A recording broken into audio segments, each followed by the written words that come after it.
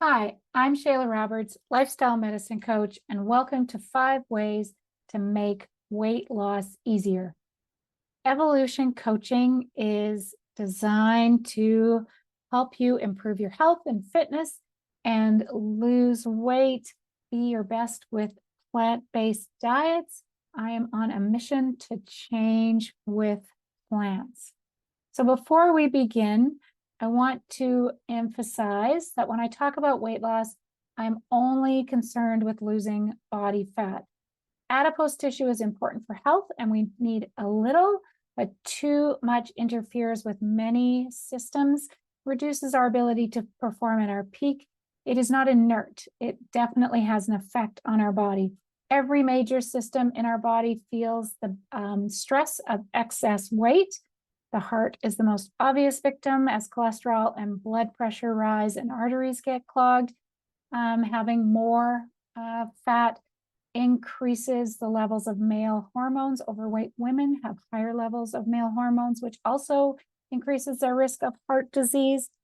Fat can trigger diabetes. Excess weight affects another hormone, insulin, which leads to having diabetes, and diabetes increases your risk of heart disease. So it's a vicious cycle. Fat can affect our sleep. Overweight people often suffer from sleep disorders, including the most dangerous one, sleep apnea, where you stop breathing during the night. This affects our oxygen level and also increases our risk for heart disease. Having too much weight puts a lot of pressure on our hips and knees. The impact of excess body weight on your lower body creates lots of problems. You're at higher risk for osteoporosis, hip and back problems. So we know that being overweight will change our overall health. Diet changes and exercise are what it takes to lose weight. You need to make lifestyle changes, but which ones are easy to incorporate? Well, first, let's start with how do we measure body composition? You can measure your weight. You can measure your BMI, your body mass index. You can measure your waist to hip ratio. You could measure your waist circumference, or you could measure your body composition. So typical measures are weight because it's easy. You stand on a scale, but it only tells you how much gravity sucks. BMI is fine. It's one measure. It's not the best measure, but it's not horrible. It simply is a measure of your weight versus your height. So if you are short and very muscular, your BMI will be higher. So it just gives us an indication of the risk. It doesn't tell us what our body composition is made of. Your waist to hip ratio and waist circumference will tell us if we have the most dangerous kind of obesity. So abdominal obesity is definitely harder on our health than having excess weight on our hips or thighs. So waist to hip ratio, if you're a woman, should be 0.8 because women should have a waist. Men, the ratio should be 1. They could be equal. Men don't tend to have a waist, but we don't want to have more body fat around our waist. So it also doesn't measure muscle mass, but it gives us an indication of where we're carrying our weight. Just like waist circumference, women should be under 88 centimeters or 35 inches, and men should be under 40 inches or 100 centimeters. So this measures the health risks of abdominal obesity. Body composition is the best way to measure what we're made of. It is the hardest to get. You may have a scale that measures body composition. They aren't the most accurate, but they're fine for comparing you versus you over time. There's other ways you can have, there's calculator tools that you can find on the internet, including on my website. You can get caliper measures. You can go on a bod pod, underwater weighing, and the gold standard is having a DEXA scan. So those can be complicated or expensive. You can also do simple circumference measures and your weight. So what you would do is measure perhaps your bicep, chest, waist, hips, and the largest part of your thigh and your weight. And then after 6 to 8 weeks, you could measure those circumferences again. And even if you did not lose weight, if those circumferences were going down, that would be an indication of losing body fat. So it's important to measure something to know if you're making a difference. If nothing changes, then you need a new strategy.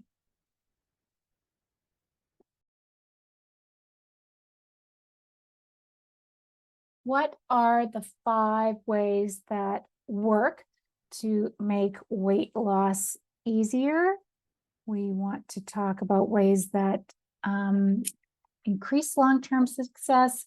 We will also talk a little bit about the drugs and diets and any fads and myths about weight loss, because it's not always easy, mostly because it's hard to stay motivated and it doesn't take much to break even.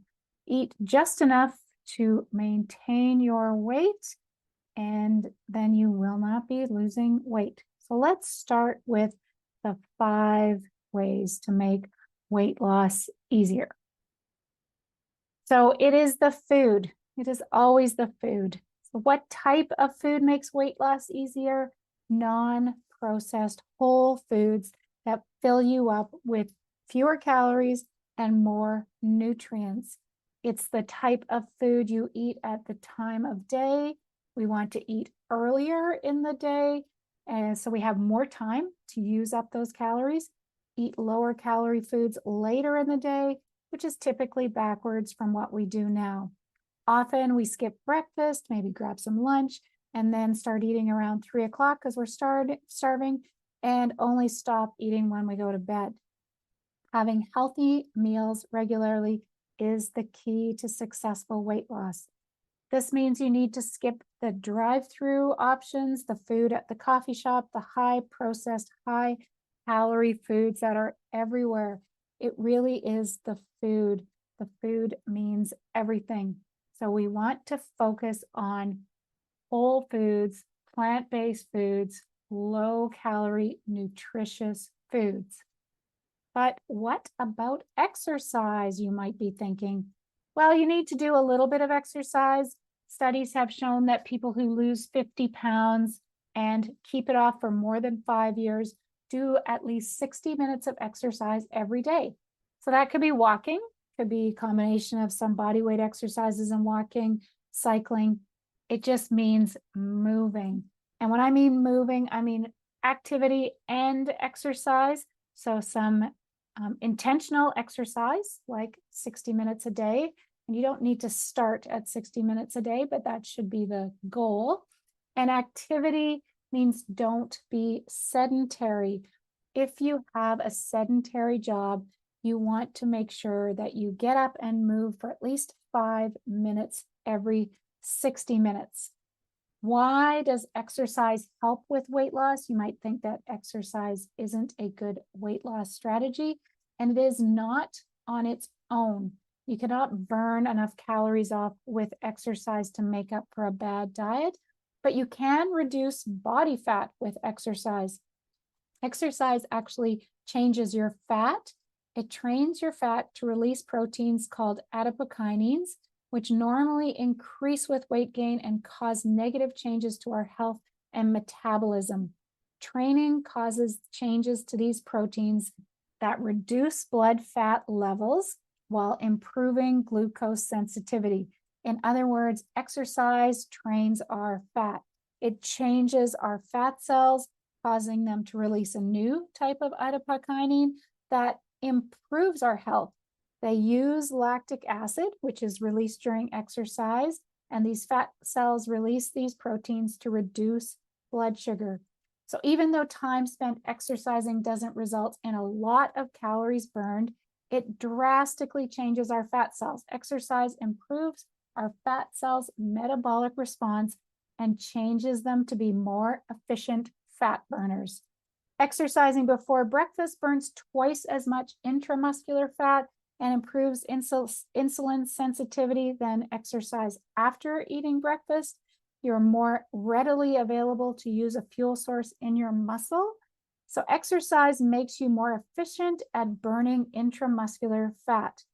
And exercise before breakfast, if you're an early riser, more good news, may be a good way to reduce fat stores within our muscle tissue.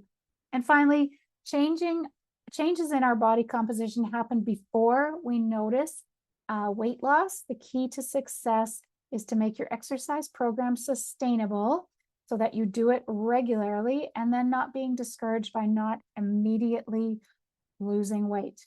And remember, you can't be an athletic couch potato, meaning you exercise regularly and then you're stationary for the rest of the day.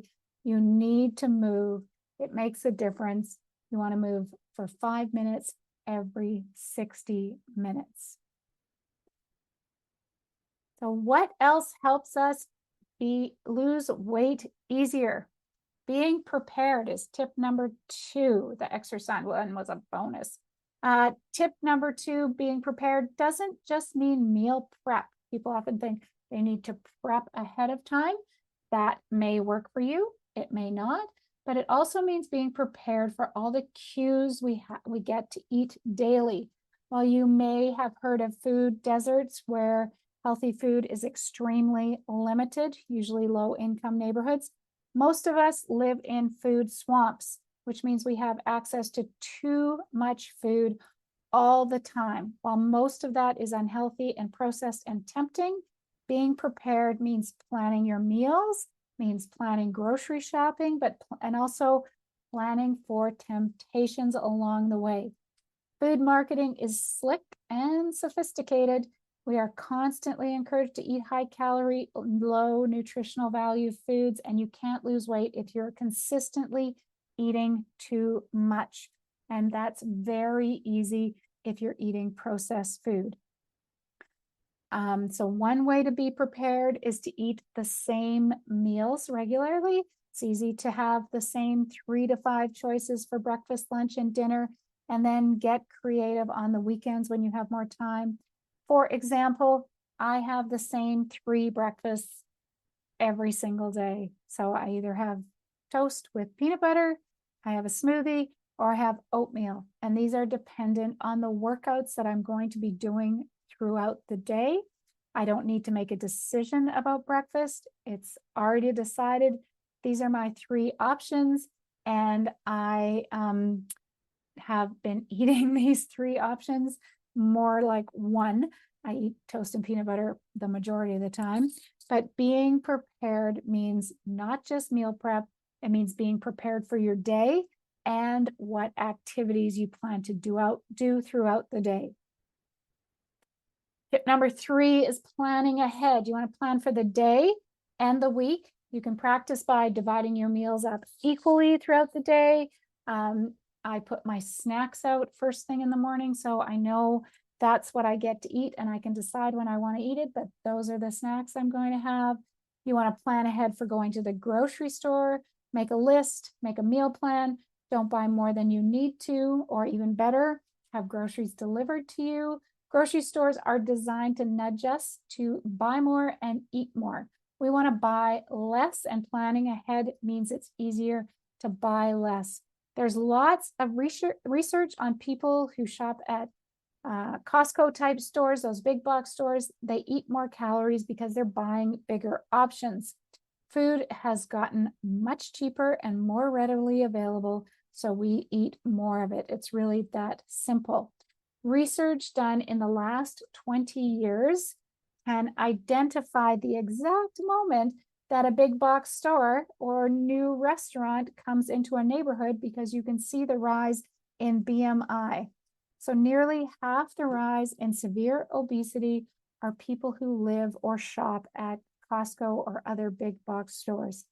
So for eating out, if you're planning ahead to eat out, decide what you will order before you go to the restaurant. Do not look at the menu. They're designed to help you eat more.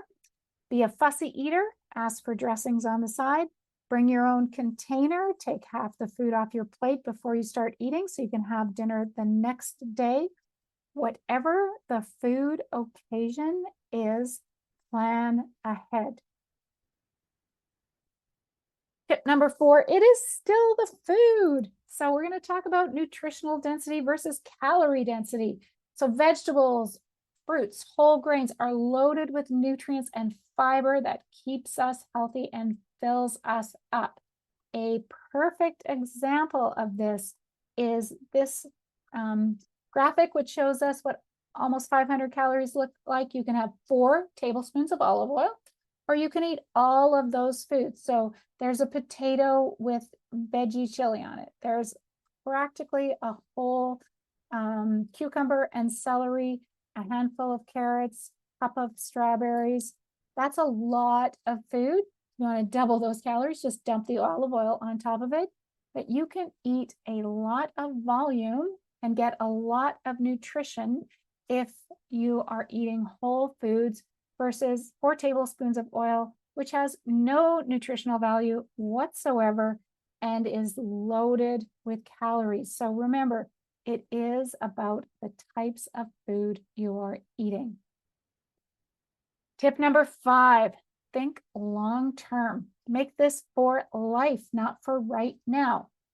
It is super tempting to want to lose weight right this minute. And it doesn't do us any good if we lose a bit of weight and often mostly muscle and then gain it all back. So the key to successful weight loss is to keep it off, which means eating regularly and burning off fat as opposed to losing muscle, which happens on traditional type diets, choosing to fill up on vegetables, limit high calorie processed foods, avoid alcohol and treats. And if you are not losing weight, that means you're eating exactly the same as you need or a bit more.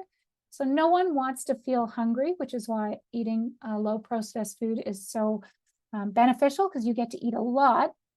But next time you eat a meal, ask yourself, am I hungry? Many people eat because of the cue. It's time. This is when I always eat. Someone else is eating, not because they are actually hungry. And then when you are eating, eat until you are comfortable, not stuffed. So think long term and understand why I'm eating and why I want to change. That makes things much easier to stick with. So basically, it comes down to eating more plants.